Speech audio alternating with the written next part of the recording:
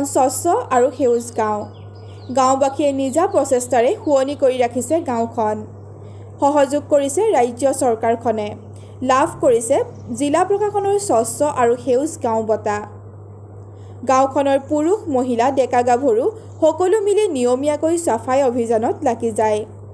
চালে চকুৰোৱা কৰি তুলিব বিচৰা গাঁওখনত ইতিমধ্যে চৰকাৰেও ৰূপায়ণ কৰিছে কেইবাখনো আঁচনি।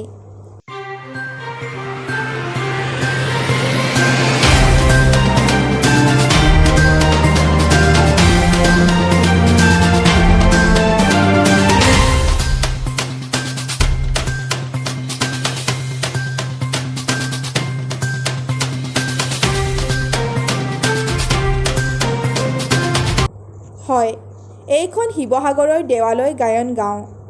ঐতিহাসিক জেৰেঙা পথাৰৰ গাতে লাগি থকা দেৱালয় গায়ন গাঁৱৰ লোকসকলে এইদৰে নিয়মীয়াকৈ পৰিষ্কাৰ কৰে নিজৰ গাঁওখন। হাতে হাতে ঝাৰু লৈ ওলাই আহে মহিলাসকল, ওলাই আহে সকলো বয়সৰ লোক। গাঁওবাসীয়ে পথৰ কাষে কাষে পাতিছে চালে চকুৰোৱা ফুলৰ বাগিচা, সাজিছে জিৰণি চৰা। গাঁওখনত নিষিদ্ধ কৰা হৈছে ধঁপাত জাতীয় সামগ্ৰী। চৰকাৰে গাঁওখনত ৰূপায়ণ কৰিছে ভালেকেইখন আঁচনি। উক্ত আঁচনিৰ যোগেদি উপকৃত হৈছে গাঁওবাসী। স্বচ্ছ আৰু সেউজ গাঁও বঁটাপ্ৰাপ্ত দেৱালয় গায়ন গাঁৱৰ সমূহ ৰাইজৰ যি প্ৰচেষ্টা, এই আপাহতে আমি আমাৰ গাঁওবাসীক আমি ধন্যবাদ জ্ঞাপন কৰিছোঁ। আৰু আমাৰ সপ্তাহৰ 2টা বাৰত আমাৰ গাঁওখন পৰিষ্কাৰ কৰি ৰখাত আমাৰ সকলো ৰাইজ ওলাই আহে। আৰু ঠিক তেনেদৰে আমাৰ এই গাঁওখন পৰিষ্কাৰ কৰি ৰখাত আমি পৰ্যায় পাইছোঁহি। এই আপাহতে আমি সমূহ ৰাইজক আমাৰ তৰফৰ পৰা আন্তৰিক ধন্যবাদ জ্ঞাপন কৰিছোঁ। জাবৰ জোঁথৰ পেলাবৰ কাৰণে আমি বাঁহৰ ডাষ্টবিন আমি ব্যৱস্থা কৰি দিছোঁ। তাৰোপৰি আমাৰ নিৰ্দিষ্ট ঠাইতহে পিক পেলোৱা, জাবৰ জোঁথৰ পেলোৱা এই নীতি নিয়মখিনি আমি ইতিমধ্যে আমাৰ গাঁওবাসীক আমি জনাইছোঁ। আৰু তাৰোপৰি আমি আমাৰ গাঁওখনে ধঁপাতমুক্ত, পলিথিনমুক্ত আৰু বিভিন্ন অসামাজিক কামৰ পৰা দূৰত ৰাখিবৰ কাৰণে আমি বিভিন্ন ধৰণে আমি সজাগতা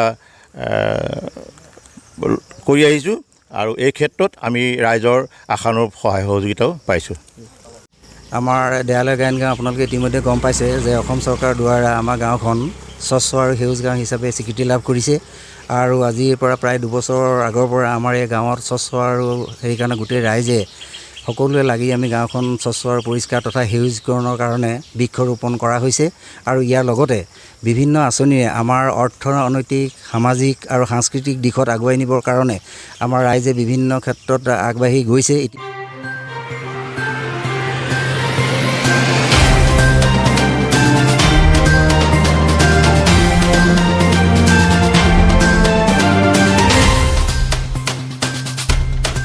নিউজ ডেস্ক, কলন চুপাৰ।